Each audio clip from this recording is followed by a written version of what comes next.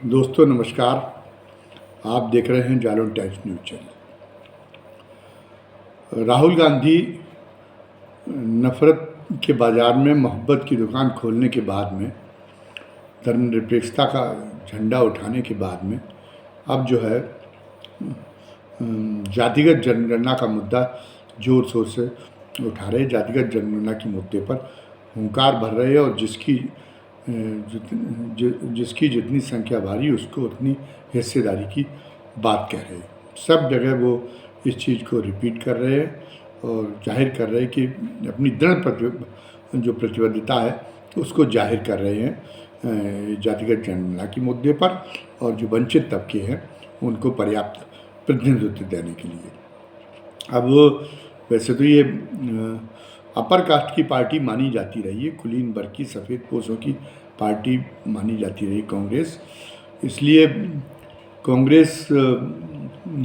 के विरोध में जो बैकवर्ड वोटर है वो कांग्रेस उसको बहुत ज़्यादा समेट नहीं पाई। लेकिन कांग्रेस अब ये यथार्थ समझ चुकी है कि जिन वोटरों की तादाद सबसे ज़्यादा है वो ओबीसी का वोटर है, और ओबीसी और दलित को एक बहुजन का, मुस्लिम के साथ में एक बहुजन का एक नया मोर्चा अपने पक्ष में अपने लिए तैयार करने की जद्दोजहद में जुटी हुई है कांग्रेस, और राहुल गांधी उसके लिए बहुत जोर लगा रहे हैं। लेकिन आश्चर्य की बात यह है कि वो सबसे ज़्यादा दृढ़ता के साथ जातिगत जनगणना की पैरवी कर रहे हैं। जातिगत जनगणना की सबसे ज़्यादा जोरों से बात वो कर रहे हैं। अन्य जो पिछड़े वर्ग की नुमाइंदगी करने वाली पार्टियां,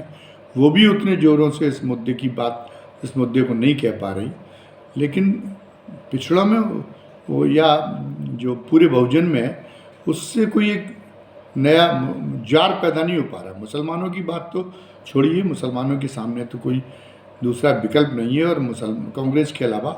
और मुसलमान ये समझ चुके हैं कि कमोबेश कांग्रेस ही एक ऐसी पार्टी है जो भारतीय जनता पार्टी के साथ ईमानदारी से लड़ रही है। बाकी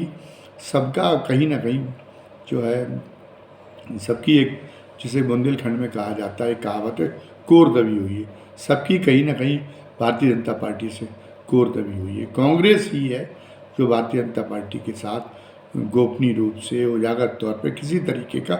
समझौता जिसने न किया है और न कर रही है। और राहुल गांधी है जो सीधे प्रधानमंत्री पर हमले कर रहे हैं, सीधे दहाड़ रहे हैं। बाकी जो अन्य पार्टियां हैं वो ये साहस नहीं कर पा रही जिस साहस के साथ राहुल गांधी ये दिखा रहे हैं। तो जब राहुल गांधी का ये जो जातिगत जनगणना के मामले में जो क्रांतिकारी अवतार है, वो क्रांतिकारी अवतार उन तबकों में जिनके लिए ये बात उठाई जा रही, उनमें उस तरह के जोश का संचार क्यों नहीं कर पा रही जिसकी अपेक्षा की जा रही थी। जब जनता दल ने मंडल आयोग की रिपोर्ट लागू की थी तो लोग कहते कि नहीं, मंडल आयोग की रिपोर्ट पिछड़े वर्ग में राजनीतिक चेतना की कमी थी, इसलिए उसने उतना साथ नहीं दिया जनता दल का बहुत साथ नहीं दिया, उतना क्या बहुत साथ नहीं दिया। लेकिन ये बात गलत है। और अगर राजीव गांधी की हत्या न हुई होती तो प्रथम चरण में का जो चुनाव थे उसमें जनता दल और उसके सहयोगी दलों को अच्छी सीटें मिलती दिखाई दे रही थी, और जनता दल के साथ में कई तरह के षड्यंत्र हुए। जैसे उत्तर प्रदेश में समाजवादी जनता पार्टी के माध्यम से मुलायम सिंह यादव ने खुद के जीतने की बजाय जनता दल के प्रत्याशियों को हराने के लिए कैंडिडेट खड़े किए। इसमें जनता दल का बड़ा नुकसान हुआ। सारे उन्होंने कहा जिस जात का जनता दल का कैंडिडेट था, जीतने वाली विनिंग कैंडिडेट था, उसी जात का उम्मीदवार उन्होंने अपनी पार्टी से बना दिया। यहाँ तक कि विश्वनाथ प्रताप सिंह के खिलाफ फतेहपुर में मुलायम सिंह ने एक मुस्लिम उम्मीदवार को उतार दिया ताकि विश्वनाथ प्रताप सिंह को चुने जाने से रोक सके। तो एक वो बात हुई थी, वरना पिछड़े वर्ग में फिर भी पर्याप्त जितना जोश की उम्मीद की जा रही थी उतना जोश उस पैमाने पर ना हुआ हो, लेकिन फिर भी एक बड़ा जोश पैदा किया था, एक पिछड़ों में एक ज्वार पैदा किया था जनता दल के बारे में। वैसा ज्वार कांग्रेस के लिए पैदा नहीं कर पाई। वैसे तो 2019 के लोकसभा चुनाव में खास तौर से उत्तर प्रदेश में, जैसे कानपुर बुंदेलखंड के क्षेत्र को ले लिया जाता है, इस क्षेत्र में अपना एक तरह से जो सामाजिक चरित्र बदलती हुई कांग्रेस ने ज़्यादातर उम्मीदवार पिछड़े वर्ग के बनाए थे, लेकिन वो मंच से ये नहीं कह रही थी कि अब वो सामाजिक न्याय की राजनीति करेगी। मंच से उसने कहने से परहेज रखा, और तब राहुल गांधी भी भ्रमित थे, वो कहीं जनेऊ पहन रहे थे, कहीं अपना बता रहे थे ब्राह्मण, अपना गोत्र बता रहे थे, अपने आप को ब्राह्मण होने की दुहाई दे रहे थे, और दूसरी तरफ वो सामाजिक न्याय की धारा की राजनीति करने की भी कोशिश कर रहे थे। तो इसलिए वो खुल के बोल नहीं सकते थे कि हमने पिछले वर्ग के लोगों को इतना ज़्यादा उम्मीदवारी दी है, और सब अपने आप में एक मजबूत चेहरा थे, लेकिन वो उनका जो कार्ड है वो यहाँ उत्तर प्रदेश में कांग्रेस का कार्ड फेल कर गया था। पिछड़े वर्ग के बहुत ज़्यादा उम्मीदवार नहीं जीते थे। पर अब तो राहुल गांधी खुलकर बात कर रहे हैं, उस बात की परवाह नहीं कर रहे कि अपर कास्ट के लोग उनसे नाराज़ होंगे। इस बात की परवाह किए बिना वो पिछड़े वर्ग की और दलितों के हितों की पैरवी कर रहे हैं। दलितों के मामले में एक बार पंजाब के मुख्यमंत्री चन्नी साहब को बनाने के में भी उन्होंने दलितों की तरफ पींगे बढ़ाने का इशारा दिया था, और उसके बाद अब मल्लिकार्जुन खड़गे को कांग्रेस के अध्यक्ष के रूप में उनका वर्ण करके और फिर एक बार दलितों के बीच में कांग्रेस की पुरानी पैठ को फिर बहाल करने की एक कोशिश की है। तो एक बहुजन का जो एक वो बनाने की कोशिश कर रहे, बहुजन का एक आधार कांग्रेस पार्टी के लिए बनाने की कोशिश कर रहे, उसमें भी बहुत ज़्यादा जो है उनको कामयाबी नहीं मिल रही, वो फलित नहीं हो रही। भले ही पिछड़े वर्ग के लोगों में, दलितों में अब एक सहानुभूति तो हो, लेकिन सहानुभूति कांग्रेस के प्रति भले ही थोड़ी सी उमग रही हो, लेकिन वो वोटों के रूप में कन्वर्ट हो रही है, जनाधार के रूप में कन्वर्ट हो रही, ये नहीं दिखाई दे रहा। इसकी वजह ये है कि उनके पास में वो सारे जातिगत जनगणना की औचित्य को लेके और पिछड़े वंचितों की भागीदारी बढ़ाने को लेके जो बढ़ाने के सवाल पर जो तमाम सारे पहलू हैं, तमाम सारे पहलुओं को छूते हुए और चर्चा कर सके, इस ढंग के उनके पास में नेताओं की और कार्यकर्ताओं की बहुत कमी है। ये तो एक तरह से स्वतः स्फूर्त होता अगर उन्होंने पहले पिछड़े वर्ग और दलितों के नेता तैयार किए होते, और एक लगातार एक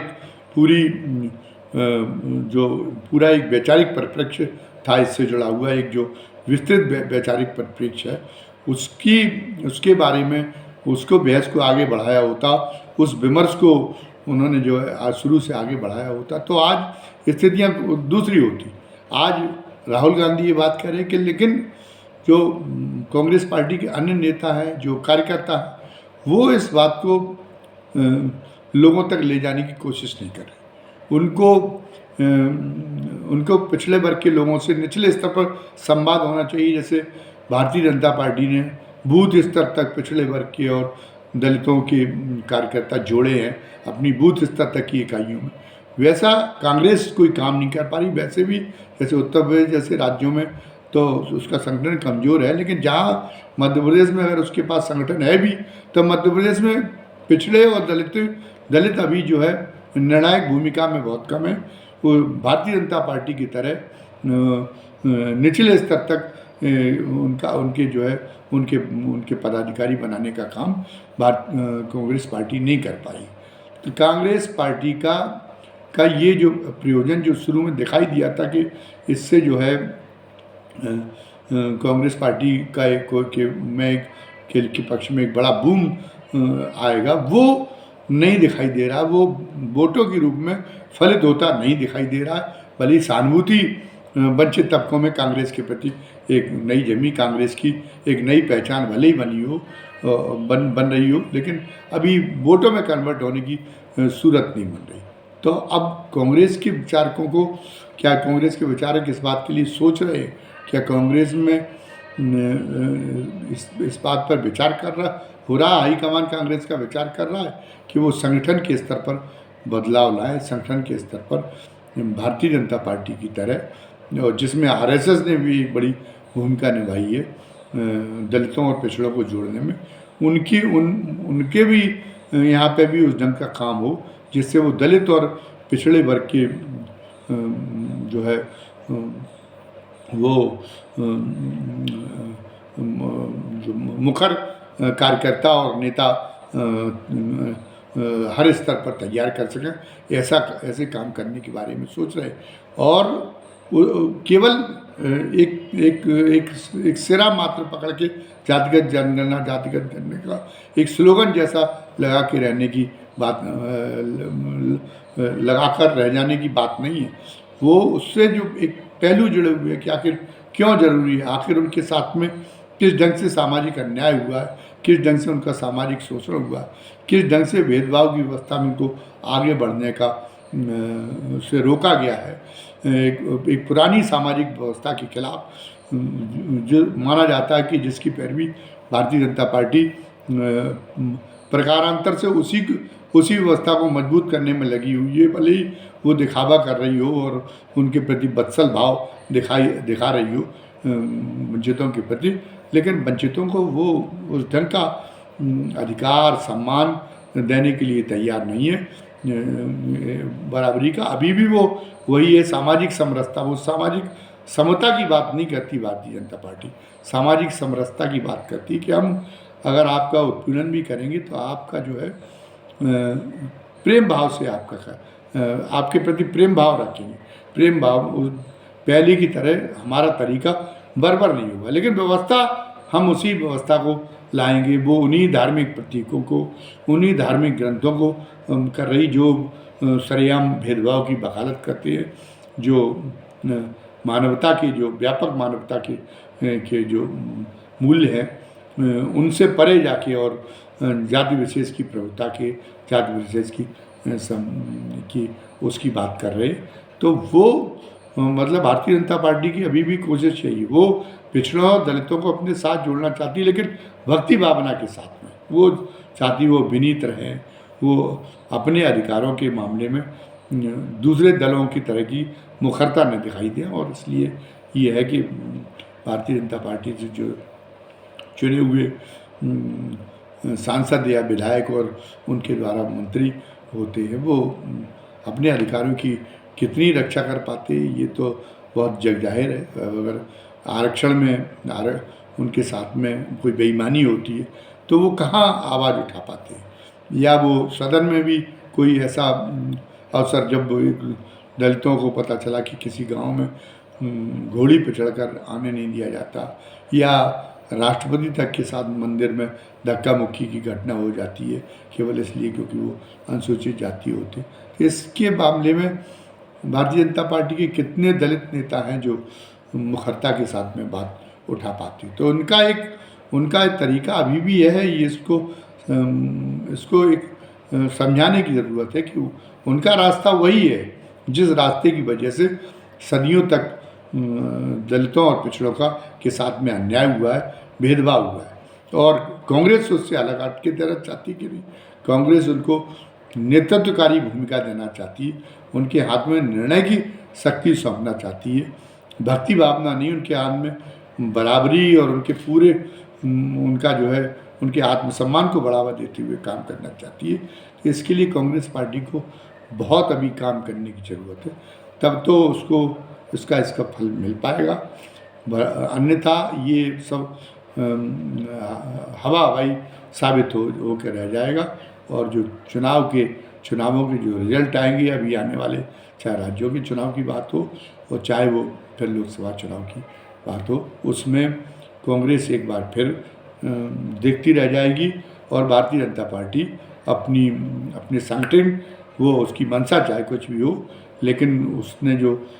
उसकी जो सांगठनिक रणनीति है, सांगठनिक रणनीति के बदौलत वो अभी भी दलितों और पिछड़ों का वोट ज़्यादा तादाद में बटोर के ले जाएगी। धन्यवाद करने के पहले मैं फिर आपसे गुजारिश करना चाहूँगा कि अगर आपको हमारा YouTube चैनल पसंद आ रहा है तो आप इसको सब्सक्राइब करें, आप इसको लाइक करें और हमारा हौसला बढ़ाएं और साथ ही बेल आइकॉन दबाएं ताकि हम जो भी नया वीडियो डालें उस नए वीडियो का नोटिफिकेशन आप तक पहुंचाया करें। धन्यवाद। जय हिंद, जय भारत।